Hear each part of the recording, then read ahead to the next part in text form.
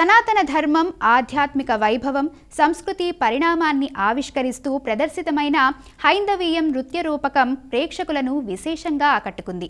హైదరాబాద్ రవీంద్ర భారతిలో త్రైలోక్య arts association 17వ వార్షికోత్సవం సందర్భంగా హైందవీయం నృత్య రూపకాన్ని నయనమనోహరంగా ప్రదర్శించారు. బ్నిమ్ రచించగా నాట్య గురువు ఇందిరా పరాశరం నృత్య రీతులద్దారు.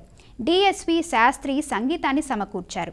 ఈ సందర్భంగా కూచిపూడి నృత్యంలో ప్రతిభను కనబరిచిన విద్యార్థినులకు నాట్యదీప శిఖ పురస్కారాలు అందజేశారు. ముఖ్య అతిథిగా హాజరైన ప్రభుత్వ మాజీ సలహాదారు డాక్టర్ కెవి రమణాచారి కళాకారులను అభినందించారు. తెలుగు విశ్వవిద్యాలయం సహాయ ఆచార్యులు doctor Chinta Ravibalakrishna, Silver Oak International School director doctor Seethamurthy, ASSOCHAM ప్రతినిధులు రాంబాబు బురుగా, మాద దినేష్ బాబు పాల్గొన్నారు.